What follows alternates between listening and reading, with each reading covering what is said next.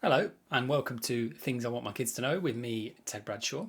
Today, we're going to do health anxiety. So, all about worrying around getting ill or a kind of long term illness that's going to gradually grind you down or remove some of your ability to do things, perhaps limit your life, that kind of thing. And before we get going, I think it's useful to acknowledge that I am sweating. I'm sweating quite badly. So those of you that are listening won't be able to tell, but those of you that are watching, yeah, that's what's going on. I have just done a workout and raced up here to do this. Why have I done a workout? A few different reasons, I think, but one big reason is I would like to be as fit and healthy as I can be for as long as I can be. I wanted to sort of share that, I suppose. A, because it means that I can stop worrying about the fact that that's visible. And B, is because it is useful in some way for us to have some idea of our health and the things that we can do to look out for it, and to have some idea of the things that might go wrong and what we can do to get ahead of that or do something about that if we notice it. And I think this is true of most types of anxiety, I think, but particularly in health anxiety. One of the challenges is it is not inherently unhelpful to worry about your health to some degree. That doesn't change the fact that when it gets really intense and it's like bombarding you all day, every day, then it starts to become something that is just no longer helping. It's gone beyond helping into actively detracting from my life. So we're going to touch on that as we go through, particularly when we talk about what to do about health anxiety. A really important principle is, at no point are we saying you should just stop worrying about your health altogether. That would be bizarre. It would be weird. What we are aiming for is, how do we help bring it back into some sort of balance between having an eye on it and wanting to kind of monitor things and make sure that you're okay without that taking up most of your life. And that is a balance that's different for everybody, but a balance that is worth us thinking about. So before we get into all of that, let's talk about what it is. So health anxiety is, I suppose, does what it says on the tin. It is anxiety that mostly revolves around your health. However, it's worth being a bit more detailed about that. So in a previous episode, we covered panic attacks. So panic attacks tends to be, or one part of it tends to be, when you notice a symptom, and part of the fear is that that symptom means that something is going to happen. Either you're going to have a heart attack or you're going to pass out or something like that. Something immediate. Whereas in health anxiety, it tends to be, you might get that as well, but in health anxiety, it tends to be worry about things that are going to be drawn out. So perhaps if you notice a symptom, it might be that you're worrying more about illnesses that to you feel like they would be protracted, they would take a while. So you might be hospitalized, or you might lose your ability to do things, and maybe they take away your mobility or your ability to speak to or have a good time with the people that you love. Or maybe it's worrying about something that feels like you would be in pain for a long time. And a lot of the time, one of the fears at the end of it is of dying. So, but in particular of dying eventually, rarely kind of like it's happening now. Although I'd say that still can be part of it. So that's health anxiety. That also, it's worth saying that those worries can come up in generalized anxiety. So somebody that worries about lots of different things, sometimes health will be a focus. But typically when we're saying health anxiety is the main problem, what we'd say is most of the major worries revolve around health. How it tends to break down is, so this might be familiar to you if you've listened to a few of my episodes before, or if you've come across CBT at all. Let's dial that back. If you've come across CBT at all. So, triggers. What are the thoughts that go through my head? What are the emotions that I feel in my body? What's the physical stuff that happens in my body as a result of those emotions? And what's my behavior? Triggers, thoughts, emotions, physical feelings, behavior. That's how we break stuff down. So in health anxiety, triggers can be just absolutely anything health related. So it could be a symptom that you notice in your body. It could be a news article, something on the telly, hearing something from somebody else that just makes you think about illness in any way. It could just be a random thought that pops into your head, but it's likely to be illness related. Or it can work kind of the other way around. So if part of the fear is of dying, anything to do with dying will be scary. Or seeing people that are living, seeing people that are having a good time can sometimes make you think, oh, I hope this isn't taken away from me, or I hope I don't miss out on that. So sometimes your kids, playing with kids, or the people that you love, worrying about missing out on that, I suppose, can then make you worry about your health.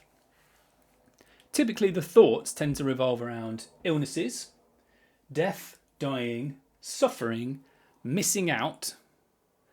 So those are the main sort of trigger points that your brain is on the lookout for. So what if I get ill? So it might be worrying about cancer, it might be worrying about motor neuron disease, it might be worrying about, earlier I noticed it was after the workout, so it's probably that, I had like a pain in my leg, and I thought, what if that's a thrombosis? That's what my mind kind of threw at me, I suppose. So having a thought in your mind about illness, I think most people experience thoughts about illness. What if it's that? But it doesn't provoke a pure sense of dread or panic in everybody every single time. We want it to be a little bit of a nudge to make sure that we're looking out for our bodies. But when it's sort of a drain and a panic every single time, that can be really exhausting. Let's just talk about the fact that these are just inherently primal fears. So we're built to not want to be hurt. We are built to not want to be ill or to die. That's just, there couldn't be anything more natural than that. But sometimes there's aspects of it that make it more scary for you than it might be for other people.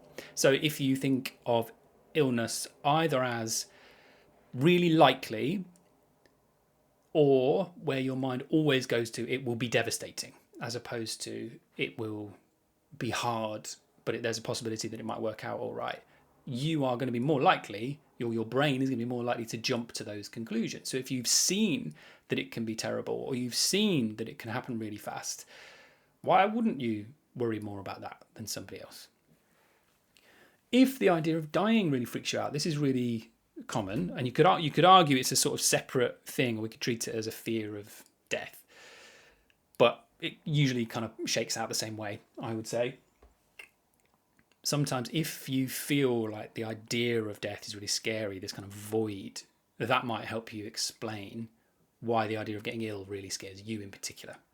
And there's something specific we can do about that. Suffering, so if pain really scares you, the idea of pain, or the idea of missing out, so the idea of being locked in really scares a lot of people. And again, why wouldn't it? But scares people to a greater or lesser degree. Missing out on doing things with your life, seeing the people that you love, that might be the thing that scares you about getting ill. And what will typically happen in a thought process kind of way is you'll spend a lot of time worrying about health, thinking about health, and there'll be a lot of focus on your symptoms. So you'll be thinking about your body quite a lot. In terms of what happens emotionally and physically, it will be a lot of anxiety, sometimes some sadness. If your brain is telling you that this is inevitable, if it's convinced you that you do have this sort of life-ending illness, sometimes you'll just feel really sad or really trapped. Physically, there'll be all the normal anxiety symptoms, so tightness in the chest, racing mind, sweating, headaches, all of that kind of stuff, depending on what's going on. But what you might also notice is that the symptoms then start to be a cause of worry themselves. So if you are feeling aches and pains across your shoulders or in your neck or in your head, you then might start worrying about those symptoms too. So they might be caused by anxiety, and then what your brain kind of flags up is, I wonder if that's something more serious. In terms of what you'll be doing, there will typically be a lot of checking and a lot of monitoring. So you might be checking your symptoms either with a mental kind of body scan, so just thinking about how your body feels, or it could be physically checking, so poking and prodding stuff. So if you find a mole or a lump, you might be poking and prodding it quite a lot. Even if you've got a headache, you might be sort of feeling the back of your head or pushing it to just sort of try and see, is this still there? Am I making it up? You're never making it up. But it may well be that your question is it a headache that's caused by something physical, or am I just a bit dehydrated? Let me sort of check, if you like. Seeking reassurance, so asking other people. So, do you think this is okay? Do you think this is all right? Do you think the symptoms are okay? And finding yourself reassured for a bit, and then having to ask again later on. A lot of research in, so there'll be a lot of Google, a lot of Dr. Google going on. So, is this symptom something to worry about? And then Google says no, so you carry on looking. It's how it typically goes. I really remember I've got these strange little lumps on me, which I think I'm just going to get removed eventually, but they're harmless. I've been to sort of get them checked out, but I remember going to the doctor for the first time, and I'm coming away, and they'd said, right, here's what it is. They printed me out a leaflet, and off I go. And I got home, and I was like, yeah, but what if they're wrong? Or what if that's what that lump was, or those lumps were that they saw, but what if there's lumps somewhere else?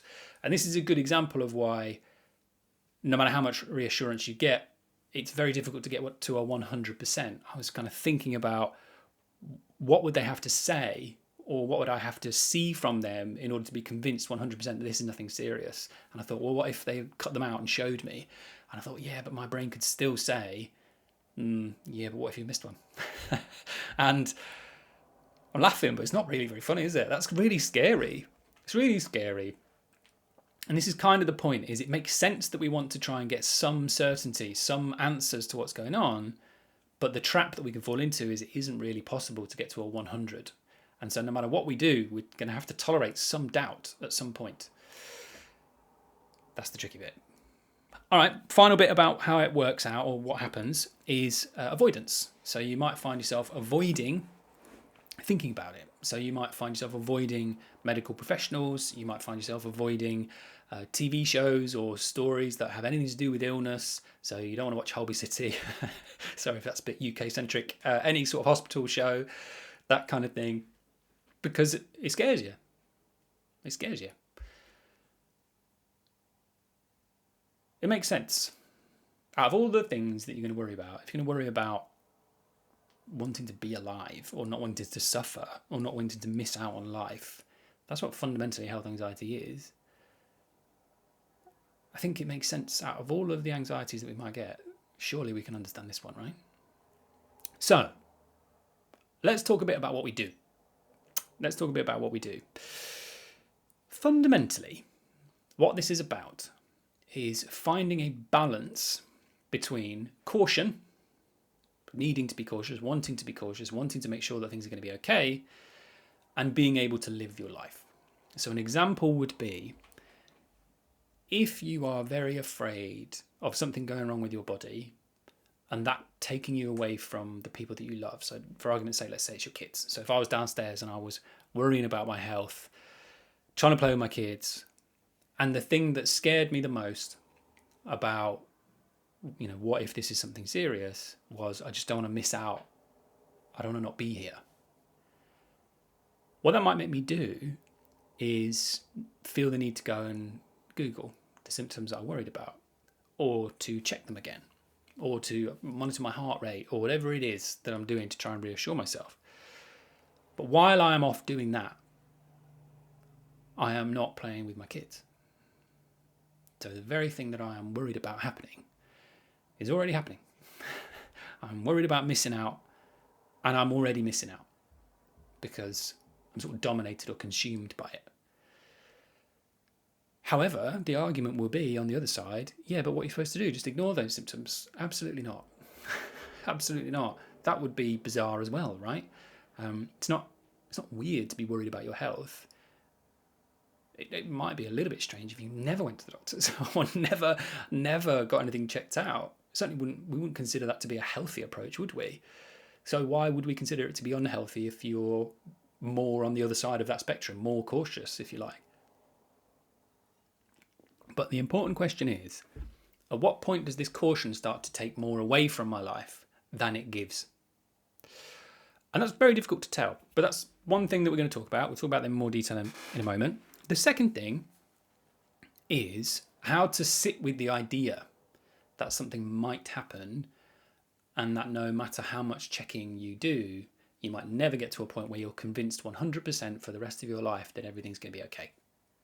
How do you feel more in control of what happens when these thoughts pop into your head. Because if right now it feels like every time I have a thought that's in my head, I have to go and do a load of stuff about it, what we want to be able to get you to a point of is the thought can pop into your head and you can choose to do something about it if you want, but you also have the option to leave it for later if you wish to as well, so that it doesn't take you away from your life.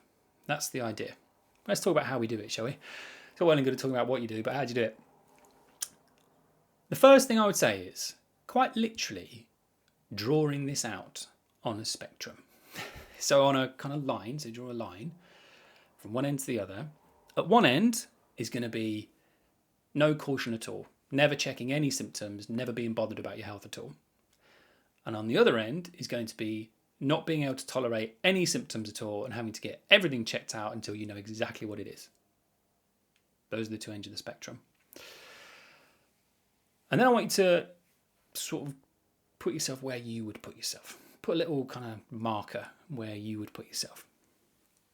And then I want you to have a think about what are the pros and cons, I suppose, of each end. So what are the pros and cons of being somebody that is so cautious that every symptom comes up? The first things that come into my head are you'd be really vigilant, you're unlikely to miss anything, I suppose they're the main things. yeah, those are the main things. Unlikely to miss anything, unlikely to let anybody else miss anything is something I'd add in. But the cons would be it's exhausting, absolutely exhausting. You might miss stuff anyway because you're so busy thinking about every symptom that it's hard to tell when a symptom might be, it's hard to differentiate between like a headache that you'd have anyway versus something that really needs paying attention to. It's hard to tell the difference because everything feels like a 10 out of 10.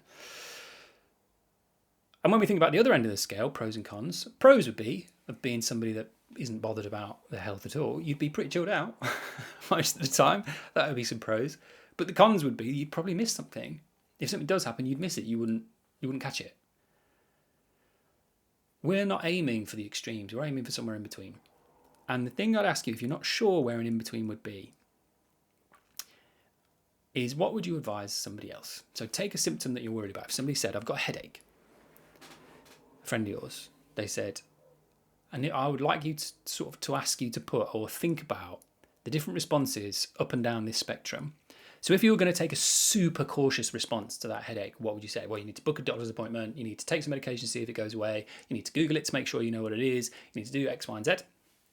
If you weren't bothered, you'd ignore it.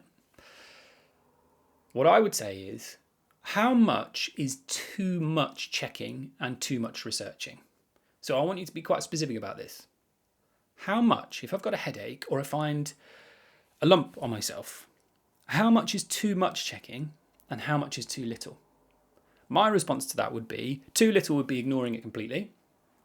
When it comes to a lump, let's start with a lump. I think too little is ignoring it completely. I would say, I want you to notice it. If it's new, maybe go and get it checked out. Listen to what the advice is from the medical professional. Monitor it, once a week, I'd say.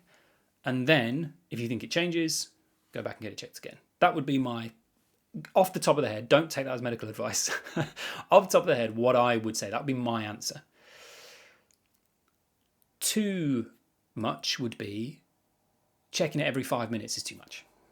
It's not going to change much in 5 minutes, and your poking and prodding is probably going to make it worse. So you have to kind of leave it. I'd say once a day doesn't feel too excessive, if that's okay with you. But every 5 minutes is definitely too much. Every hour is too much. I would say once a day is probably the max we'd go to. What's too little? I'd say if you just ignored it for a month, that's definitely too little. That would be my example of the kinds of questions to ask yourself. What's too much? What's too little? And what are the bits in between? It's not about finding a perfect balance that works for everybody. It's about finding something that works for you, that gives you a little bit of space back, acknowledges that you're worried about it, acknowledges that you'd like to take it seriously, but gives you a little bit of room back in your life. Sometimes when we're really anxious about something, we can lose hours to Googling. And then we put your phone down, stop Googling, and 10 minutes later you're back on it again. Every 10 minutes isn't going to help. Every 10 minutes is not going to help. It's only going to detract, or it's going to take more away than it's going to give. It's maybe a better way of putting that. Another thing to ask, if you're really struggling with that, is what's the official guidance? What would, a doctor say about what's a reasonable amount to check this. If you're Googling, that means sticking to only official guidance to sort of check this out. It doesn't mean you have to follow that guidance to the letter. But if you're struggling for a place to start about, well, what do I think is reasonable here? What's too much, what's too little? Why don't I start with a baseline of what seems to be the advice, and then you can decide whether you'd like to dial that up, if you like. That's my advice on that one, finding a balance. That brings us into, what's the point of this? The point of this is not to never have a worry about your health ever again. The point is to feel more in control about how you respond to those worries. So if you've got an idea in your head about what too much checking is and too little checking is, it's a little bit easier for you to say, okay, well, look, I know I'm anxious about it. It makes sense that I'm anxious. I couldn't hammer this home anymore. I say this a lot about any form of anxiety. Being kind to yourself is job number one. And if somebody else said, I'm worried about these serious things, we would probably say, fair enough, right? So if you can do that to yourself as well, that will help. So I can't stop the worries coming. It makes sense that they're there, but what I can do is respond to them in a more helpful way, because check-in every 5 minutes is detracting more from my life than I'd like it to. So how do I do that less? Some ways of doing this. So one way, if you're struggling to just not Google so much, or you're struggling to not check your symptoms so much, one way is setting yourself the challenge of delaying. So delaying the next check. So if normally it would happen the moment the urge comes, see if you can delay it by 5 minutes. Frankly, see if you can delay it by 2. See if you can just put it off. You can set yourself a timer if you want, or you can just see if you can get there, I suppose. Or you can practice reducing it. So if you know that you would normally check your symptoms 5 times in a day, let's see if you can make it through a day where you're only allowed 4. And then you can work to 3, and then wherever you want to get to, I suppose. Or you can set a particular time. So you can say, okay, if a worry pops up, but I'm busy doing something, I'm busy having a chat with a friend, or I'm busy trying to do a workout, or I'm busy trying to read or whatever, and a worry's popped into my head. I don't want this worry to take completely away from my life. I'd like to feel more in control of it. You can say to yourself, let's say 6 p.m, I'm allowed half an hour of worrying about the things, of doing some checks, of doing some research, and then that's it. And what that can do is, in the day, it allows you to say, okay, I can see that I'm worried, but I'm not going to respond to that just yet. I'm just going to park it. I'm not going to forget about it. It is there. I'm just not going to respond to it right now in this moment. And what that can do is, again, just help you feel a bit more in control and, frankly, have more control. Does it make the worry go away? No.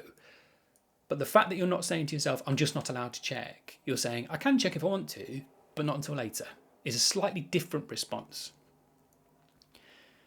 You can use this as just a way of trying to give yourself some space back from the anxiety. So give yourself some time back. Or you can use it as kind of exposure. So we've spoken a little bit about exposure before in some of my episodes, but it is a way of showing your brain, the part of your brain that is scared, that this is okay. So part of overcoming health anxiety is building your sort of tolerance to thinking about illness, to maybe thinking about death, because normally when it comes up, you go, "Oi!" and you hide away. And so what your brain kind of learns is, this is dangerous, and the only way we can deal with it is to try and solve it. Whereas what we can show your brain is, this is scary, but a thought isn't going to hurt me. So I can sit and watch an episode of Holby City and think about being ill. I can talk to a friend or listen to a friend's story about being ill. I can think about death and dying. And initially that will feel very scary and very uncomfortable. But if you allow yourself to gradually sit with it, keep doing it and sit with it, eventually it'll get a little bit easier. Eventually. That's one way, is seeing it as exposure. Typically exposure works best when you're trying to do it, like say once or twice a day. So just trying to just purposefully sit with that feeling of discomfort once or twice a day. Or you can say to yourself, yeah, all right, but what about, I'm trying to do that once or twice a day, but what about the random worries that pop up? I don't want to sit there and just think about it for the next 20 minutes because I have a life to lead. And what I would say there is, when those worries come up, it can be helpful to practice, like we've said, I can check later, How do you deal with the thoughts while they're still there? Is to be able to say to yourself, or say to those thoughts, there goes a thought about my health. There goes a thought about serious illness. There goes a thought about death. Thank you, brain, for that thought. I will come to you later. Just to be able to kind of name it.